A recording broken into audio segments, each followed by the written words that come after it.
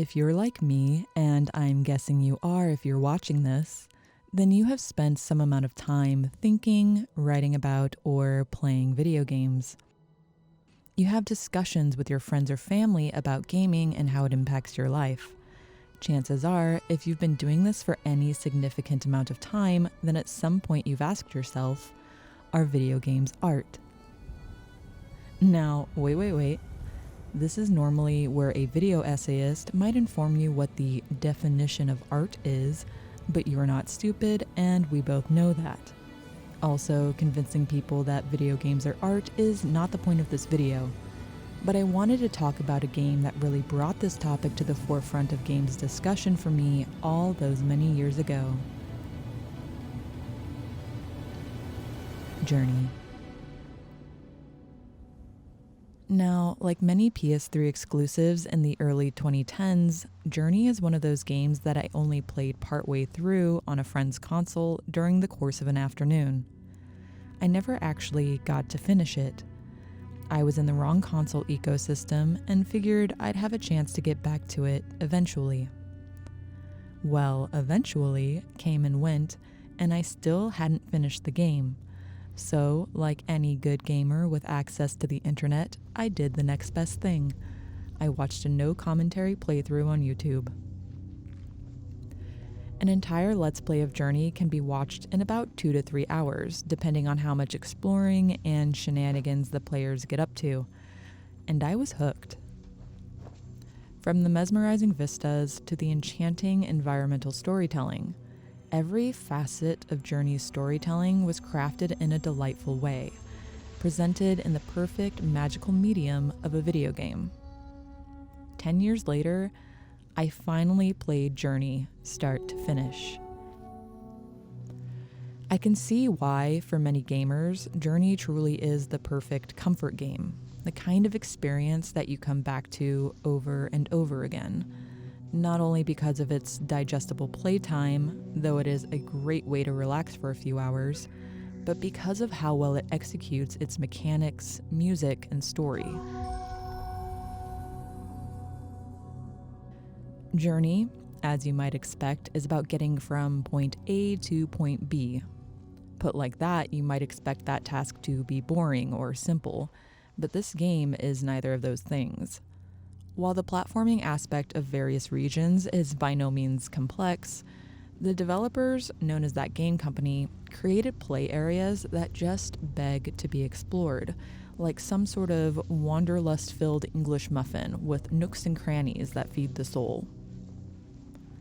The first area has you orienting yourself with the various actions your little pilgrim can perform, jumping, floating, and tumbling your way through the gentle desert dunes, or getting pushed back by the wind should you wander too close to the game's boundary.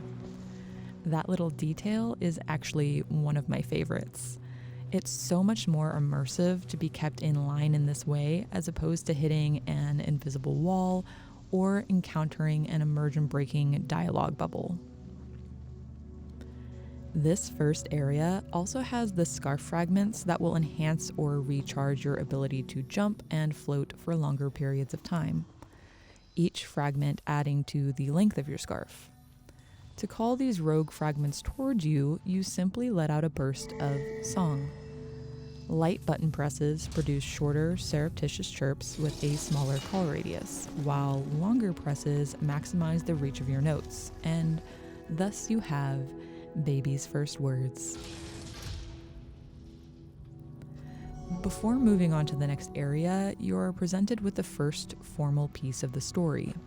Although if you've been paying close attention or are on your second or third playthrough, then this starting area has much more than meets the eye.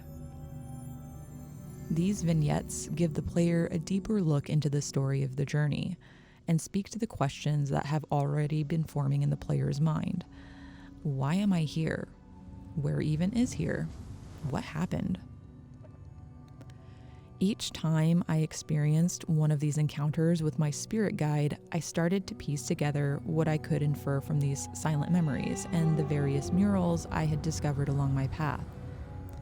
Those pieces of evidence, along with the environmental cues within each area, helped me to form an amorphous sense of what story was being told here.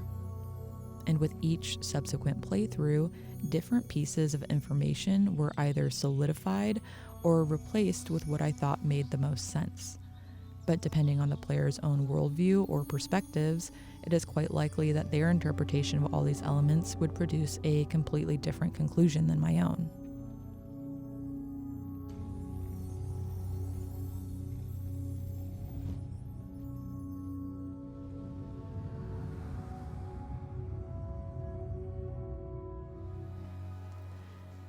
This is a game that truly needs to be experienced for oneself.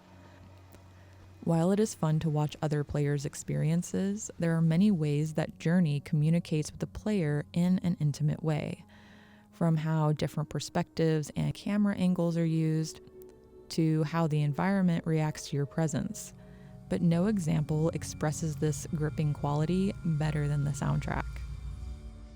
Even if you've never played Journey, chances are you've heard about its soundtrack. It was instantly added to my nighttime rotation as soon as I first heard it.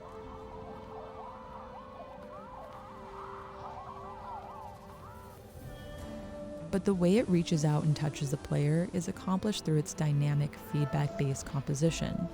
These movements within the score are coded to perfectly align with certain actions taken by the player.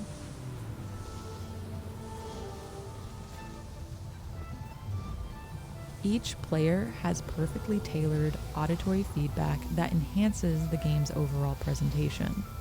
This was my first time having such a cinematic experience with a game outside of a cutscene. Most video game music is static.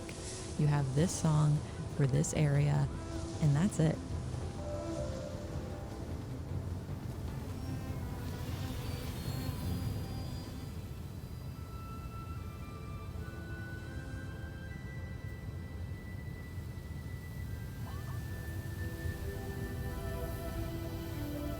But composer Austin Wintory and his team created a revolutionary gaming experience by innovating in an area that was severely underutilized.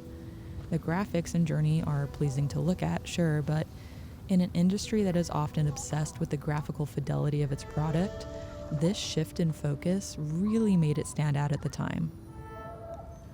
And that's why so many games journalists and articles discuss whether or not Journey, or video games in general, should be considered art. Both this and this are art, but only one of them makes me feel something, a subtler sense of the sublime. And that's exactly what Journey does. It taps into all of these higher functions we have as humans to derive meaning and understanding from our existence. The final and most touching way it does this is through its online co-op. Suddenly, it's not just you alone in this mysterious world with an ambiguous purpose. It's you and another pilgrim making the same voyage. Perhaps this friend will join you early on in your travels, accompanying you through thick and thin until you are delivered to your final destination. Perhaps they will only be with you for a short time, their pace mismatched with your own. And each time, you will struggle to communicate, flitting around each other in a swirl of cape and scarf, the chittering tones of your calls cascading over one another as you try to impart your intentions.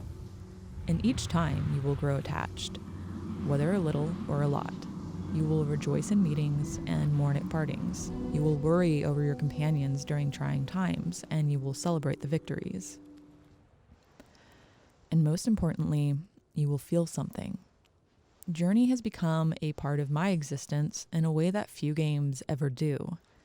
It serves to elucidate my desire to understand and communicate in the real world and turns the struggle into delight.